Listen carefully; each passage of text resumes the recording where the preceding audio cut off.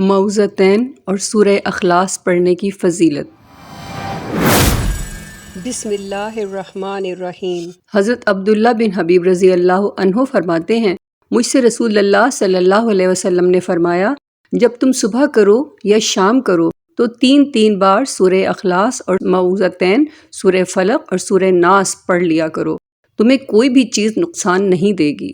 اس حدیث مبارکہ میں رسول اللہ صلی اللہ علیہ وسلم نے حضرت عبداللہ بن حبیب رضی اللہ عنہ کو صبح و شام تین بار سورہ اخلاص اور سورہ فلق اور سورہ ناس پڑھنے کا حکم دیا اور فرمایا کہ یہ صورتیں تیرے لیے کفایت کر جائیں گی۔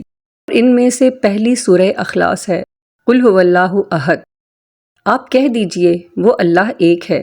اس سورت کو اخلاص اس لیے کہتے ہیں کہ اس میں اللہ تعالیٰ نے جو کچھ بھی بیان کیا ہے وہ صرف اور صرف اپنی ذات سے متعلق ہے۔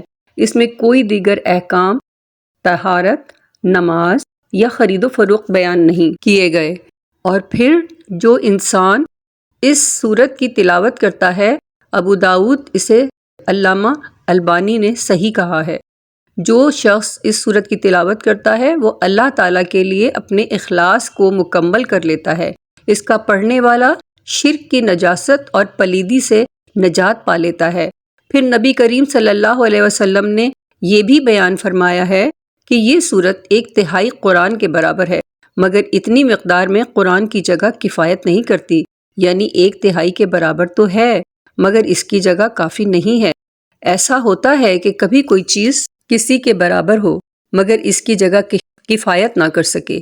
کیا آپ دیکھ نہیں رہے کہ جو انسان کہتا ہے لا الہ الا اللہ وحدہ لا شریک لہ لہ الملک و لہ الحمد وہو علی کل شیء قدیر، اللہ تعالیٰ کے سوا کوئی بھی معبود برحق نہیں، وہ اکیلا ہے، اس کا کوئی شریک نہیں، اس کی بادشاہی ہے اور اسی کے لیے تمام تر تعریف ہے اور وہ ہر ایک چیز پر قادر ہے۔ یہ کلمات کہنے والے کے لیے حضرت اسماعیل علیہ السلام کی اولاد سے 4 غلام خرید کر آزاد کرنے کے برابر اجر ہے، مگر یہ کلمات ایک گردن آزاد کرنے کی جگہ کفایت نہیں کر سکتے۔ بس یہاں پر کسی چیز کے برابر ہونے میں اور اجر و ثواب اور کفارے کی جگہ کفایت کرنے میں فرق ہے۔ اسی لیے اگر کوئی انسان یہ سورت قل هو اللہ احد، آپ کہہ دیجئے کہ وہ اللہ ایک ہے، نماز میں 3 بار پڑھ لے تو اس کے لیے سورہ فاتحہ پڑھنے کی جگہ کفایت نہیں کر سکے گی، خواہ اس کا 3 بار پڑھنا قرآن پاک کے برابر ہی کیوں نہ ہو۔ اس لیے یہ سورت 1/3 قرآن کے برابر ہے، جبکہ سورہ فلق قل اعوذ برب الفلق اور سورۃ الناس قل اعوذ برب الناس کو کہتے ہیں یا کہا جاتا ہے فالق الحب والنوا، دانے اور گٹھلی کو پھاڑنے والا۔ پھر کہا جاتا ہے من شر ما خلق، اس چیز کے شر سے جو اس نے پیدا کی۔ جو بھی چیز اس نے پیدا کی ہے وہ کائنات کی ہر ایک چیز اللہ تعالیٰ کی ہی پیدا کردہ ہے۔ ومن شر غاسق اذا وقب، اور اندھیرا کرنے والے کے شر سے جب وہ چھپ جائے، یعنی جب رات داخل ہو، اس لیے کہ رات میں کیڑے مکوڑے اور وحوش اور بلائیں کثرت کے ساتھ پھیل جاتے ہیں۔ پھر اس کے لیے ہمیں چاہیے کہ جب رات چھا جائے اس وقت ہمیں اندھیرے کے چھا جانے سے اللہ تعالیٰ کی پناہ مانگنی چاہیے۔ وَمِن شَرِّ النَّفَّاثَاتِ فِي الْعُقَدِ، اور ان کے شر سے جو پھونکنے والیاں ہیں گرہوں میں، اس سے مراد ہے جادوگرنیاں جو کہ جادو کی گرہیں لگاتی ہیں اور پھر ان طلسموں پر پھونک مارتی ہیں، اور ایسے میں شیاطین سے بھی پناہ کی طلب ہے اور اللہ تعالیٰ سے مدد کا سوال ہے۔ وَمِن شَرِّ حَاسِدٍ إِذَا حَسَدَ، اور حسد کرنے والے کے شر سے جب وہ حسد کرے، اس سے مراد نظر لگانے والا ہے جب وہ نظر لگائے، اس لیے کہ جادوگر بھی اپنا اثر پیدا کرتا ہے اور نظر لگانے والا بھی اپنا اثر پیدا کرتا ہے۔ بس ہمیں حکم دیا گیا ہے کہ ہم صبح کے رب کی پناہ طلب کیا کریں۔ قل اعوذ برب الفلق من شر ما خلق ومن شر غاسق اذا وقب ومن شر النفاثات فی العقد ومن شر حاسد اذا حسد۔ آپ کہہ دیجئے میں پناہ میں آتا ہوں صبح کے رب کی اس چیز کے شر سے جو اس نے پیدا کی، اور اندھیرا کرنے والے کے شر سے جب وہ چھپ جائے، اور ان کے شر سے جو پھونکنے والی ہیں گرہوں میں، اور حسد کرنے والے کے شر سے جب وہ حسد کرے۔ اس سورت کی پہلی 3 آیات کی مناسبت ذرا اس آیت سے دیکھیں، وَمِن شَرِّ غَاسِقٍ إِذَا وَقَبَ، اور اندھیرا کرنے والے کے شر سے جب وہ چھپ جائے، اس لیے کہ اکثر بلا اور شر اور فتنہ پوشیدہ ہوتا ہے، ایسے ہی جادو بھی پوشیدہ ہوتا ہے، اور ایسے ہی نظر بھی پوشیدہ ہوتی ہے۔ پس یہ حکم دیا کہ صبح کی پو پھٹنے کے رب کی پناہ طلب کی جائے، جو رب صبح کو روشن کرتا ہے یہاں تک کہ ہر چیز سامنے آ جائے، اور دانے کو پھاڑتا ہے یہاں تک کہ وہ ظاہر اور نمایاں ہو جائے۔ یہ مناسبت مقسم بہ اور مقسم علیہ کی طرف سے ہے۔ جبکہ دوسری صورت قل اعوذ برب الناس، آپ کہہ دیجئے میں پناہ میں آتا ہوں لوگوں کے رب کی، یہ ایک دوسری صورت ہے جو کہ پڑھ کر اللہ تعالیٰ کی پناہ طلب کی جاتی ہے۔ فرمایا قل اعوذ برب الناس ملک الناس، آپ کہہ دیجئے میں پناہ میں آتا ہوں لوگوں کے رب کی، لوگوں کے بادشاہ کی، لوگوں کے معبود کی۔ بس وہی لوگوں کا پروردگار اور ان کا بادشاہ ہے جو کہ غلبہ اور حکومت والا ہے، جس کی راہ میں کوئی چیز رکاوٹ نہیں بن سکتی اور نہ ہی اس کے کلمات تبدیل ہوتے ہیں۔ الہ الناس، لوگوں کے معبود کی، یعنی لوگوں کا وہ معبود جس کے حق کے ساتھ عبادت کی جاتی ہے۔ اللہ تعالیٰ کے علاوہ کوئی بھی معبود برحق نہیں ہے۔ من شر الوسواس الخناس الذی یوسوس فی صدور الناس، وسوسہ ڈالنے والے شیطان سے جو آنکھوں سے اوجھل ہے، جو وسوسہ ڈالتا ہے لوگوں کے سینوں میں۔ ان وساوس سے مراد وہ وسوسے ہیں جو شیطان بنی آدم کے دلوں میں ڈالتا ہے، اور خصوصاً اس دور میں شیطان انسان کے دل میں کتنے ہی زیادہ وسوسے ڈالتا ہے جن کی وجہ سے وہ اضطراب اور بے چینی کا شکار رہتا ہے۔ سبحان اللہ، دنیا اپنے نام کی طرح ردی اور گندی چیز ہے۔ اگر اس کا کوئی ایک پہلو مکمل ہوتا ہے تو دوسرے پہلو میں نقص آ جاتا ہے۔ ہمارے اس دور میں جو آسائشیں اور نعمتیں میسر ہیں ان کی مثال کسی بھی سابقہ دور میں نہیں ملتی۔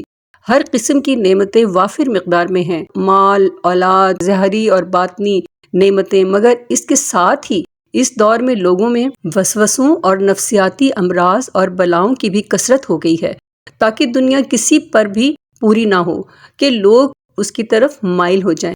اس لیے اگر کسی انسان پر ہر طرح سے دنیا کامل ہو جائے تو اسے آخرت بھول جائے، جیسا کہ نبی کریم صلی اللہ علیہ وسلم کا فرمان ہے، اللہ کی قسم میں تمہارے بارے میں فقر و فاقہ سے نہیں ڈرتا، مگر میں اس چیز سے ڈرتا ہوں کہ یہ دنیا تم پر کھول دی جائے اور تم اس کے بارے میں آپس میں ایک دوسرے پر ایسے سبقت لے جانے لگو جیسے تم سے پہلے لوگوں نے اس دنیا میں سبقت لی، اور یہ دنیا تمہیں ایسے ہلاک کر دے جیسے تم سے پہلے لوگوں کو ہلاک کر چکی ہے۔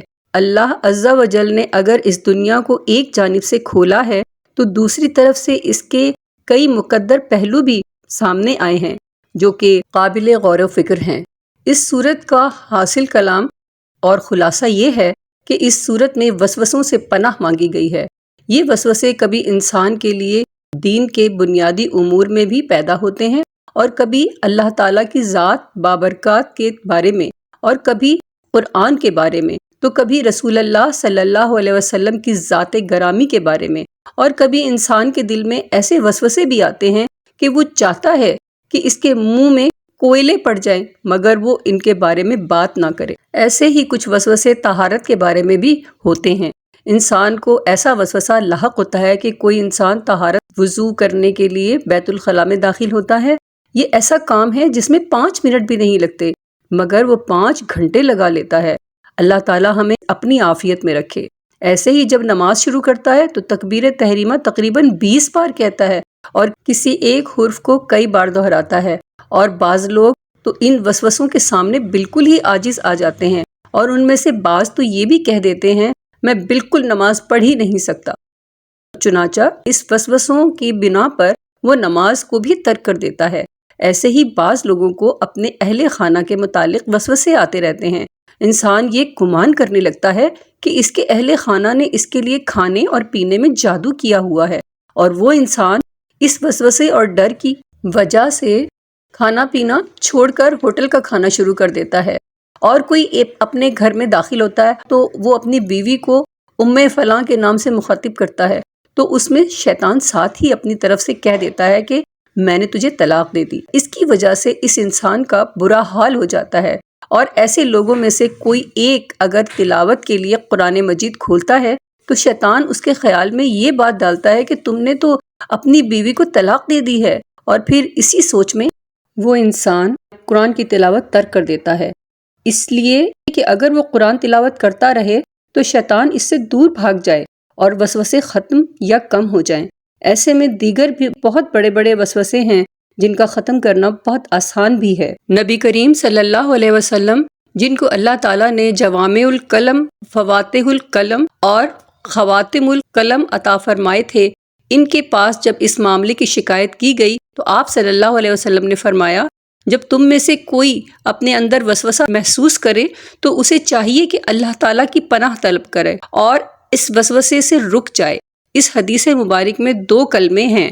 پہلا کلمہ اللہ تعالیٰ کی پناہ طلب کرے، یعنی کہے اعوذ باللہ من الشیطان الرجیم، میں شیطان مردود سے اللہ تعالیٰ کی پناہ طلب کرتا ہوں۔ انسان کو چاہیے کہ یہ کلمات انتہائی صداقت اور اخلاص کے ساتھ کہے، اور اس کے ذہن میں یہ یقین ہونا چاہیے کہ وہ اللہ تعالیٰ سے پناہ طلب کر رہا ہے، جس کے علاوہ کوئی جائے پناہ نہیں ہے۔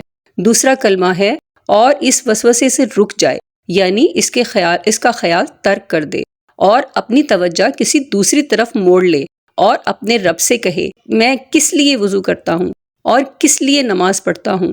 کیا میں اللہ تعالیٰ سے امید نہیں رکھتا اور اس کا خوف میرے دل میں نہیں ہے؟ انسان جب ایسے کر لے اور وسوسوں سے کلی طور پر اپنی توجہ دوسری طرف موڑ لے، اگرچہ شروع میں ایسا کرنا کافی مشکل ہوگا اور انسان کو کافی دقت اٹھانی پڑے گی، مگر یہ سب کچھ شروع میں ہوگا۔ آہستہ آہستہ یہ وسوسے بالکل ختم ہو جائیں گے، اس لیے کہ رسول اللہ صلی اللہ علیہ وسلم تو اپنی مرضی سے بات تک نہیں کرتے۔ آپ ہی نے تو فرمایا ہے اللہ تعالیٰ کی پناہ طلب کرے اور اس وسوسے سے رک جائے۔